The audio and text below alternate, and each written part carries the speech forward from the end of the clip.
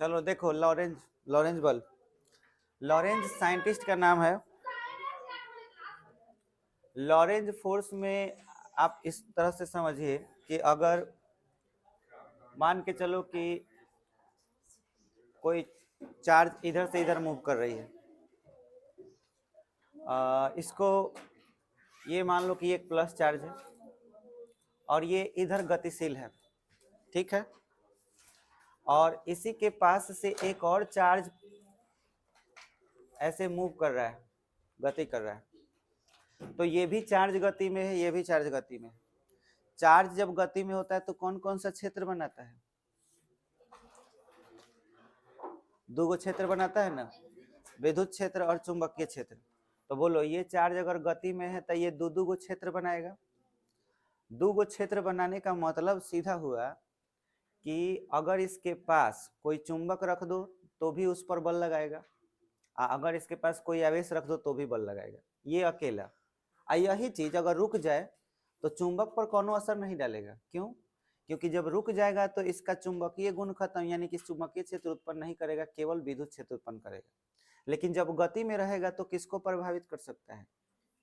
चुंबक। जैसे यहाँ मान के चलो दो चीज रखा हुआ है, एक चुंबक रखा हुआ है और एक यहाँ पे कोई आवेश रखा हुआ है, कोई चालक जो है चार्ज के, जैसे कागज का टुकड़ा यहाँ रखे हुए हैं और यहाँ पे मान के चलो लोहा रखे हुए हैं, यहाँ लोहा भी रखे हुए हैं और कागज का टुकड़ा भी रखे हुए हैं, और इसके पास से कोई कार गुजरती है, कोई कार गुजरती है, और इस कार पर क्या मौजूद है? चार्ज, यानी पॉजिटिव चार्ज, इसके पूरे कवर पर प्लस चार्ज रुका हुआ है। तो जब यहाँ से ये गुजरेगा तो इन दोनों को हिलाएगा कि किसी एक को ही हिलाएगा? दोनों को हिला देगा। कैसे हिला देगा बताओ? तो लोहा चुंबक से आकर्षित होता है, जब इस पर चार्ज रहेगा तो चार्ज क्या क्या बनाता है? विद्युत क्षेत्र और चुंबकीय क्षेत्र। जब विद्युत क्षेत्र बनाएगा तो कागज को हिला देगा, क्योंकि कागज विद्युत क्षेत्र की वजह से हिल जाएगा। आप जानते हैं कि अगर आप कंघी कर लीजिएगा और कागज के पास जाइएगा तो कागज चिपक जाता है, ऐसा होता है। और दूसरा चीज कि लोहा को क्यों हिला देगा? क्योंकि चुंबकीय क्षेत्र बन रहा है। तो अब सीधे सीधे यहाँ पे याद रखना है कि कोई भी चार्ज अगर गति में है तो वो दो गो क्षेत्र बनाएगा और वो दोनों क्षेत्र का प्रभाव पड़ सकता है। ये बात बुझाया? अब सुनो, मान के चलो कि इस पर प्लस चार्ज है और ये गतिशील है, ये भी प्लस चार्ज है, ये भी गतिशील है, दोनों आवेशित कण है। तो बोलो ये क्या क्या बनाएगा? विद्युत क्षेत्र, चुंबकीय क्षेत्र। ये भी क्या क्या बनाएगा? विद्युत क्षेत्र और चुंबकीय क्षेत्र, दोनों बनाया। अब बताओ, ये जब इसके पास से गुजरेगा और जब ये पास से गुजरेगा तो ये दोनों एक दूसरे पर बल लगाएंगे कि नहीं लगाएंगे? लगाएंगे। और अब यही तुमको बल लगाएंगे, ये तो बात ठीक है, कितने तरह के बल लगाएंगे? दो तरह का। कौन कौन? एगो विद्युत बल, क्योंकि विद्युत क्षेत्र लगाएगा, और दूसरा कौन सा बल? चुंबकीय बल। अच्छा एक और सवाल, मान लो ये चार्ज गति में नहीं है, ये रुका हुआ है, खाली यही गति में है, तब बताओ ये एक दूसरे पर बल लगेगा कि नहीं लगेगा? लगेगा। कौन कौन सा? एक विद्युत बल और एक चुंबकीय बल। चुंबकीय बल लगेगा? क्यों बोलो? चुंबकीय बल इसलिए नहीं लगेगा क्योंकि चुंबक चुंबक पर ही ना बल लगाता है, चाहे लोहा पर। ये तो चुंबक नहीं है। क्यों नहीं है बताओ? क्योंकि जब तक ये गति में नहीं होगा तब तक चुंबकीय गुण आएगा नहीं, यानी चुंबक बनेगा नहीं। तो अभी फिलहाल सिर्फ और सिर्फ ये आवेश है, आवेशित कण है, और आवेशित कण को प्रतिकर्षित करेगा, बल लगाएगा। ये बात बुझाया? जब तक ये गति में नहीं रहेगा तब तक इस पर बल नहीं लगेगा। तो अब ध्यान दो, ये दोनों जब गति में रहेंगे, दोनों आवेशित कण गति में रहेंगे तो ये दोनों एक दूसरे पर बल लगाएंगे, लेकिन कितने तरह के? दो तरह के, एक विद्युत बल और एक कौन सा बल? चुंबकीय बल। तो विद्युत बल हम लोगों ने बहुत पहले पढ़ा था कि एक फॉर्मूला होता है विद्युत क्षेत्र की तीव्रता E बराबर F/Q। तक F बराबर क्या होता है? QE। ये किसका फॉर्मूला है? विद्युत बल का। F बराबर QE, ये विद्युत बल का फॉर्मूला। कल पढ़े चुंबकीय बल का फॉर्मूला QVB sin थीटा, बोलो ये पढ़े थे? ये किसका फॉर्मूला हो गया? चुंबकीय बल। तो ये दोनों बल कब एक साथ लगेंगे? दो आवेशित कण हो, समझ में आया? तो दोनों आवेशित कण जब गतिशील होंगे और एक दूसरे के करीब होंगे तो दोनों एक दूसरे पर विद्युत बल और चुंबकीय बल दोनों आरोपित करेंगे। तो उस स्थिति में विद्युत बल और चुंबकीय बल दोनों का जो योग होगा, जोड़ होगा, उसी को क्या कहते हैं? लॉरेंज बल। बोलो क्लियर हो गया? अब लॉरेंज बल आपसे बोल दिया जाए कि लॉरेंज बल क्या है, तो सीधे सीधे कहिए कि विद्युत बल और चुंबकीय बल के योग को क्या कहते हैं? लॉरेंज बल कहते हैं। ठीक है, और डिटेल में समझाना हो तो पूरा बात लिख दीजिए। क्लियर हो गया? चलिए अब आप लोग इसको लिख लीजिए।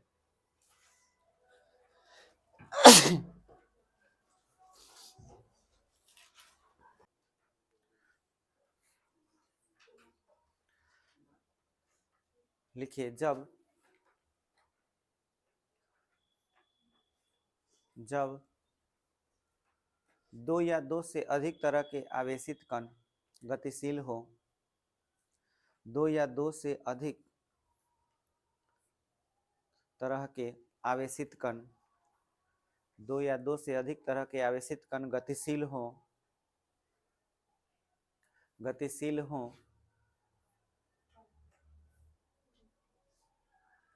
तो एक दूसरे पर विद्युत बल और चुंबकीय बल, तो एक दूसरे पर विद्युत बल और चुंबकीय बल, तो एक दूसरे पर विद्युत बल और चुंबकीय बल दोनों बल एक साथ आरोपित करते हैं। विद्युत बल और चुंबकीय बल दोनों बल एक साथ आरोपित करते हैं, एक साथ आरोपित करते हैं। तब विद्युत बल और विद्युत बल और चुंबकीय बल, तब विद्युत बल और चुंबकीय बल के योग को, विद्युत बल और चुंबकीय बल के योग को लॉरेंज बल कहा जाता है। लॉरेंज बल कहते हैं, लॉरेंज बल कहते हैं।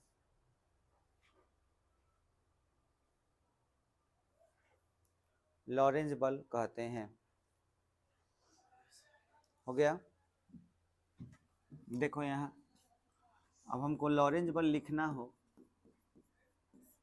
तो लॉरेंज बल बराबर हम लिख सकते हैं विद्युत बल प्लस चुंबकीय बल, F बराबर विद्युत बल का फॉर्मूला क्यू ई पढ़े हैं हम लोग। अगर हम बोलें कि ये अगर सदिश राशि है तो बल तो सदिश राशि है ही, लेकिन आवेश अदिश राशि है, तब वेक्टर केवल ई पर लगेगा प्लस इसका फॉर्मूला पढ़े थे क्यू इंटू वेक्टर भी क्रॉस वेक्टर भी क्रॉस प्रोडक्ट वेक्टर बी, ये पढ़े थे। अब दोनों में कॉमन क्या है? क्यू, तो वेक्टर एफ बराबर क्यू कॉमन ले लीजिएगा तो वेक्टर ई प्लस और उसके बाद वेक्टर भी क्रॉस प्रोडक्ट वेक्टर बी। ये बहुत बार एग्जाम में ऑब्जेक्टिव में आ चुका है ये वाला सवाल। 4 ऑप्शन दे देता है, बोल देगा कि निम्नलिखित में लॉरेंज बल है, 4 ऑप्शन देगा और 4 ऑप्शन में बदमाशी क्या करता है कि बी को पहले लिख देता है और भी बाद में लिख देता है ना, और उसी को तुम मार दोगे, गलत हो जाएगा। तुम्हें याद रखना है ये क्रम, वेक्टर ई प्लस पहले क्या होना चाहिए? भी। हाँ, कभी यहाँ डॉट लगा देगा, कहीं क्रॉस लगा देगा, 4 ऑप्शन घुमा करके देगा तुमको, लेकिन ये तुम्हें बढ़िया से याद रखना है। दूसरा चीज कि ये अदिश रूप में भी दे सकता है, तो अदिश रूप में देगा तो ये तो हमारा सदिश रूप हुआ। अब इसको अदिश रूप में बदलना हो तो कैसे बदलेंगे? ये सदिश रूप हो गया तो वेक्टर ई से वेक्टर हटा दो, तो F बराबर हमको क्या प्राप्त होगा? Q, यहाँ पे E लिखाएगा प्लस भी बी साइन थीटा हो जाएगा, यहाँ पे क्या हो जाएगा? भी बी साइन थीटा। ये तुम्हारा कौन सा रूप हो गया? अदिश रूप। ये फॉर्मूला आपका लॉरेंज बल का ही है, अदिश रूप। ठीक है, चलिए इसको अब आप लोग नीचे नोट कर लीजिए। यहाँ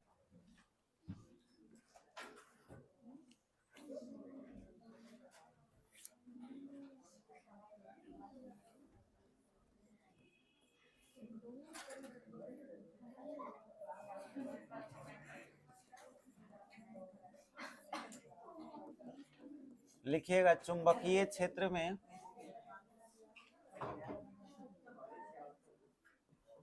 गतिशील आवेशित कण का प्रवेश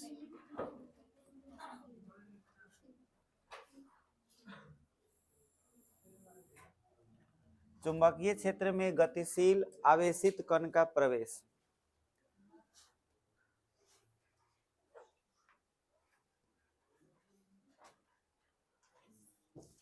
चुंबकीय क्षेत्र में गतिशील आवेशित कण का प्रवेश। अब एकदम ध्यान से देखिएगा, यहाँ ये हेडिंग हो गया।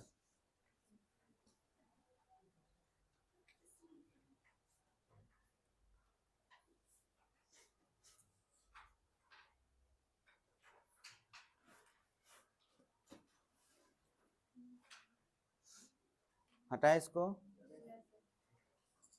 देखो, गतिशील कण कोई एक लेना है हमको, और किस चीज में प्रवेश कराना है? चुंबकीय क्षेत्र। चुंबकीय क्षेत्र में, चुंबकीय क्षेत्र में आप जानते हैं कि चुंबकीय क्षेत्र नॉर्थ पोल से चुंबकीय क्षेत्र रेखा निकलती है, साउथ में प्रवेश करती है। अब हम जाते हुए अगर दिखाना चाहते हैं कि चुंबकीय क्षेत्र जा रहा है, जैसे हम चाहें कि ऐसे अंदर की ओर जा रहा है, तो उसके लिए क्रॉस लिखना पड़ेगा। तो हम चुंबकीय क्षेत्र दिखाने के लिए यहाँ पे हम क्रॉस अगर बना दें, जैसे कि हम यहाँ क्रॉस बना दे रहे हैं,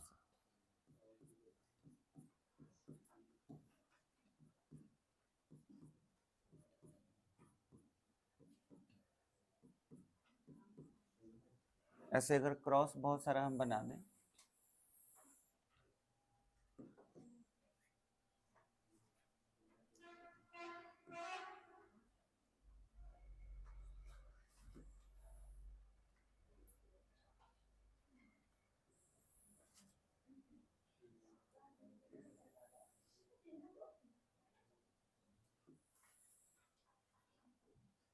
ठीक है, तो ये हमारे लिए एक चुंबकीय क्षेत्र हो गया जिसका नॉर्थ पोल इधर है और बहुत सारी चुंबकीय क्षेत्र रेखाएं अंदर की ओर जा रही है। इसका मतलब यही हुआ। अब हम इसमें किस चीज को लाना चाहते हैं? गतिशील आवेशित कण। आवेशित कण प्रायः क्या हो सकता है? एक इलेक्ट्रॉन हो सकता है, प्रोटॉन हो सकता है, खुद हम लोग भी हो सकते हैं। कैसे? क्योंकि हमारी बॉडी पे कौन सा चार्ज होता है? नेगेटिव चार्ज, माइनस चार्ज होता है ना, बहुत सारे इलेक्ट्रॉन, बहुत सारा माइनस चार्ज होता है। पृथ्वी में आपको बताए थे कि पृथ्वी में भी चुंबक है। अगर उत्तर दक्षिण दिशा की बात की जाए तो उत्तर दक्षिण दिशा में, ऐसे इसको अगले चैप्टर में बहुत डिटेल में पढ़ने वाले हैं। तो अगर ठीक से देखा जाए तो यह प्रैक्टिकल हम लोग रोज करते हैं, जो यहाँ पे आपको करने वाले हैं, रोज हमारे साथ होता है। हम लोग कभी ना कभी तो उत्तर दक्षिण दिशा में जाते होंगे, है ना। उत्तर दक्षिण दिशा में कभी ना कभी गति करते होंगे, पूर्व पश्चिम दिशा में कभी ना कभी गति करते होंगे। अगर ठीक से देखा जाए तो आप जिस डायरेक्शन में बैठे हुए हैं उत्तर दक्षिण दिशा में, ऐसे चुंबकीय क्षेत्र रेखाएं अभी भी आ रही है, जा रही है पृथ्वी में, पृथ्वी के इस दिशा से और इस दिशा से। और आप अगर इस तरह से गति कर जाएं तो आप सीधे समझिए कि आप एक आवेशित कण है जो इसमें इधर से प्रवेश कर रहे हैं। और याद रहे कि ये क्रॉस का सीधा मतलब है कि एक रेखा ऐसे जा रही है और उस रेखा को आप काटते हुए जा रहे हैं, ऐसे क्रॉस करते हुए। और यही चीज आपको यहाँ पे हम दिखाना चाहते हैं कि ये क्रॉस करते हुए कोई आवेशित कण इसमें जाएगा तो उस कण पर क्या नेचर होगा, क्या बिहेवियर होगा। ठीक है, हाँ, अगर उस कण पर बल ज्यादा लग जाएगा तब, हम पर बल लगता है लेकिन उतना कम, इतना कम लगता है कि हमको फील नहीं होता है, और हमारे साथ वो घटना नहीं घटती है। लेकिन एक छोटे कण के लिए ये नेचर देखने को मिलता है। अब आप यहाँ पे हर बात को ध्यान में रखते हुए, पीछे जितना पढ़े हैं उस सारी बातों को ध्यान में रखते हुए यहाँ पे बात को एकदम समझना है। ठीक है। देखिए इस चीज को समझने के बाद एक बहुत अच्छे डिवाइस के बारे में आप सीखेंगे, साइक्लोट्रॉन के बारे में। 5 मार्क्स के लिए आता है ये। और साइक्लोट्रॉन अगर बढ़िया से समझना है तो आज का ये टॉपिक बहुत ही बेहतरीन और इम्पोर्टेंट है उसके लिए। ठीक है, चलिए शुरू करते हैं। सबसे पहले हम एक आवेशित कण को इसमें प्रवेश कराते हैं। एक आवेशित कण यहाँ हम बना लेते हैं। मान लीजिए कि इस लोकेशन पर ये जो हम बनाए हैं ये इस तरफ आ रहा है और ये है क्या, तो ये एक आवेशित कण है। समझ में आया? यह आवेशित जो कण है वे धनावेशित भी हो सकता है या ऋणावेशित भी हो सकता है। ये आवेशित कण इधर चल दिया इस डायरेक्शन में, ठीक है। अब ये आवेशित कण जब इसमें इन करेगा, इसको हम थोड़ा सा और नीचे कर दे रहे हैं, मान के चलिए ये आवेशित कण ऐसे आगे की ओर बढ़ रहा है, गतिशील है, तो इसका कुछ तो वेग होगा। तो इसका जो वेग है या चाल है वो मान लेते हैं कि वो कितना है, v है। v चाल से चल पड़ा। ये चलते हुए जब इसमें इन किया तो इन करने के बाद आपको यहीं से चीज को समझना है कि जैसे ही ये अंदर इन करेगा तो जितना क्रॉस बनाए हैं ये मत समझिएगा कितना ही है, बहुत ज्यादा इसमें क्रॉस है। क्रॉस यहाँ भी है, यहाँ भी है, हर जगह है। हम तो ऐसे समझने के लिए बनाए हैं। ये पूरा चुंबकीय क्षेत्र को दिखा रहा है। चुंबकीय क्षेत्र जब ये इन करेगा तो इधर से बहुत सारी क्षेत्र रेखाएं इस आवेशित कण पर धक्का लगाएंगी, आवेशित कण पर बल लगाएंगी।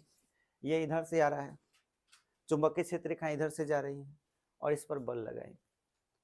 और बल अगर लगाती है तो वो बल लगने से ये आवेशित कण किधर जाएगा, इस चीज का ध्यान हम लोग किस नियम से रखते हैं, तो मैक्सवेल के दाहिने हाथ के नियम से। याद आया? देखिए ये इधर आ रहा है, ठीक है, तो तीर का चिन्ह किधर है, इस तरफ, ठीक है। अब मैं यही तीर का चिन्ह यहाँ पे दे रहा हूँ, सेम टू सेम इस जगह पर,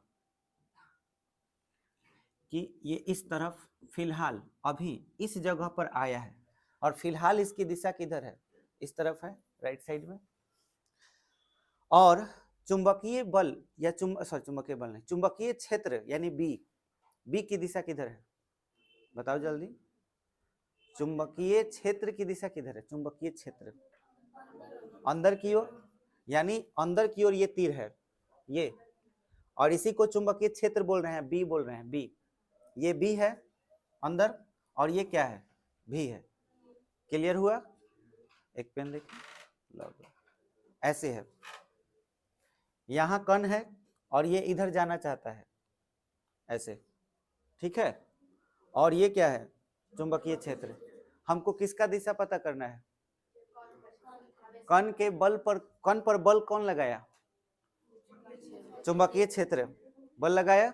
बल लगाने के बाद यह कण किधर जाएगा यही ना पता करना है। जाने के लिए हम क्या करते हैं, अपने दाहिना हाथ का ये वाला हिस्सा पहले किस पर रखते हैं, भी पर, भी है रख दिए, और अंगूठा पर ध्यान रखते हैं, और फिर अपने हाथ को कहाँ लेके जाते हैं, किसके पास, ऐसे होते हुए आ गए। अंगूठा किधर है, ऊपर है, ऊपर एक तीर का चिन्ह खींच दे रहे हैं, ऊपर की तरफ, ऊपर की तरफ एक तीर का चिन्ह हमने खींच दिया। और ये जो तीर का चिन्ह है ये किस दिशा को दिखाएगा, बताओ, बल की दिशा। बल, बल लगा इस पर, अभी ने बताया कि बल की दिशा पता करते हैं। फिर से ये देखो, आपको फॉर्मूला बल का क्या बताए हैं, F बराबर Q वेक्टर भी क्रॉस प्रोडक्ट, है ना। ये बल के लिए है ना फॉर्मूला, ये आवेशित कण है। तो देखिए आवेशित जो कण है आपका, ये जो आवेशित कण है इस पर चार्ज कितना है, Q है। ये चल दिया कितना वेग से, v वेग से। इस पर बल लगा, बल कौन सा लगा, F बराबर कौन सा बल लगा, Q वेक्टर भी क्रॉस प्रोडक्ट वेक्टर बी। अब ये बल का दिशा पता करना है, तो बल का दिशा पता करने के लिए ऐसे हाथ रखे, घुमाए, बी पर आए, अंगूठा किधर, ऊपर, ऊपर तीर का चिन्ह दिए। यह ऊपर तीर का चिन्ह किसकी दिशा बता रहा है, बल एफ की दिशा बता रहा है, और बी किधर है, अंदर। अब बुझाया। अब बताओ, कोई चीज ऐसे जा रहा हो और धा के तुम ऐसे खींच दो, तो वो ऐसे घूमते हुए नहीं जाएगा। सोचो कि कोई चीज ऐसे सीधे जा रहा है और उसको धा के तुम इधर खींचने लगो, तो ऐसे गोल टाइप का नहीं घूम जाएगा, हल्का हल्का घूमेगा। मान के चलो कि ये अगर हल्का घूम जा रहा है, तो ये आवेशित कण मान लेते हैं कि इस लोकेशन पर आ गया, यहाँ पर हल्का घूम करके यहाँ पर आ गया, या यहाँ आ गया, कोई एक लोकेशन ले लेते हैं।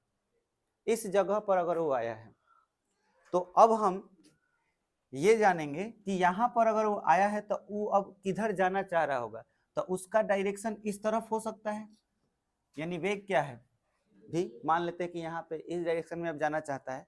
अब हम यहाँ पे जानना चाहते हैं कि इस आवेशित कण पर अब बल किधर लग रहा होगा।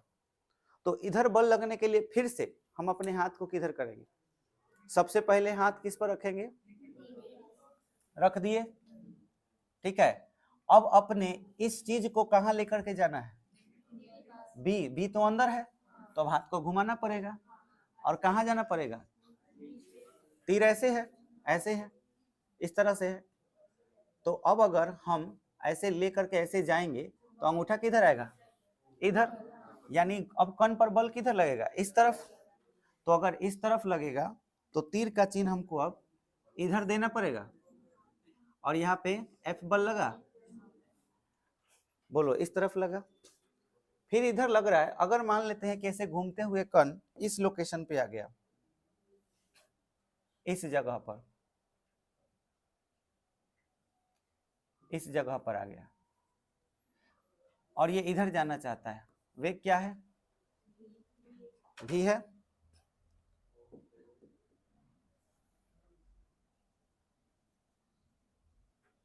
इधर जाना चाहता है, वेग भी है।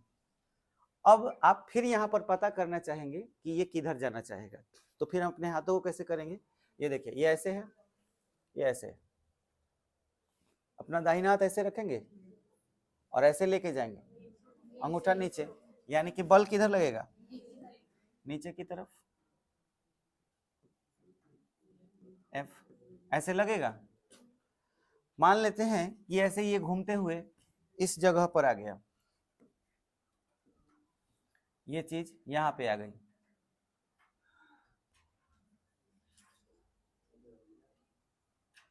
तो ये इधर जाना चाहेगा। अब बताइए, ये कुछ इस टाइप से हो गया है ऐसे, तो अपने हाथ को ऐसे करेंगे और ऐसे लेके जाएंगे तो इधर होगा।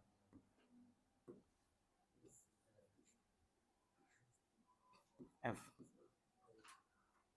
अब आप ठीक से देखिए, आवेशित कण पर जो बल लग रहा है, वो आवेशित कण ऐसा नहीं लग रहा कि ये बीच में कहीं जाना कुछ चाह रहा है, ये आवेशित कण, क्योंकि यहाँ पे रह रहा है तो इधर बल लग रहा है, यहाँ पे अगर रह रहा है तो इस डायरेक्शन में लग रहा है, और यहाँ रह रहा है तो इधर, इसका मतलब यहाँ पे होगा तो इधर लगेगा, यहाँ पे होगा तो इधर लगेगा, यानी बीच में ही ना कहीं वो जाना चाह रहा है।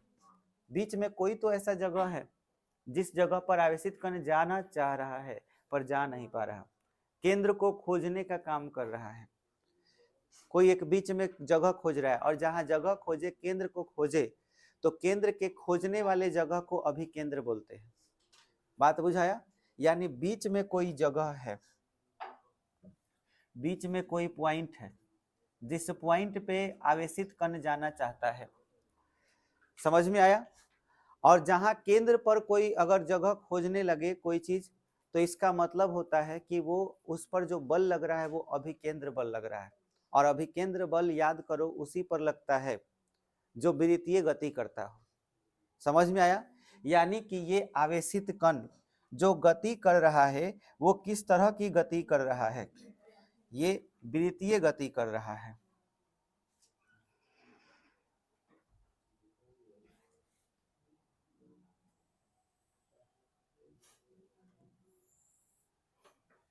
ये आवेशित कण इस वृत्ताकार पथ पर गति कर रहा है।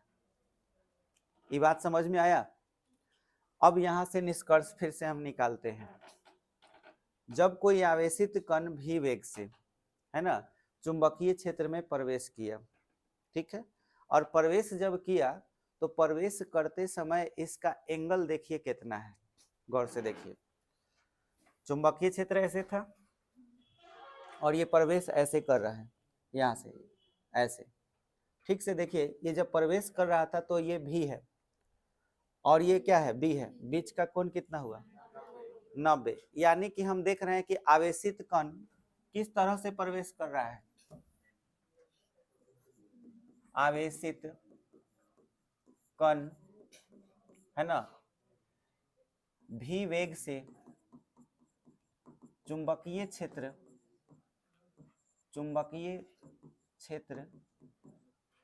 बी में कैसे प्रवेश कर रहा है, लंबवत प्रवेश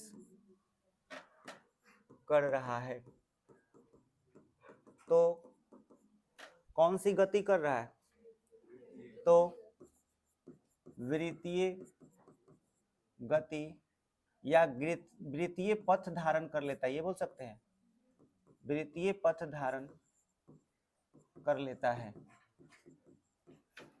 बात समझ में आया?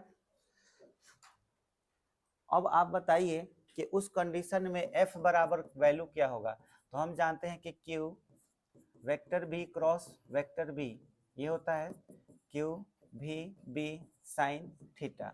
अब थीटा का वैल्यू कितना है, 90 डिग्री, क्योंकि वेक्टर भी जो है वो वेक्टर बी पर क्या है, लंब है। तो हम ये बोल सकते हैं कि क्यू भी बी साइन 90। समझ में आया?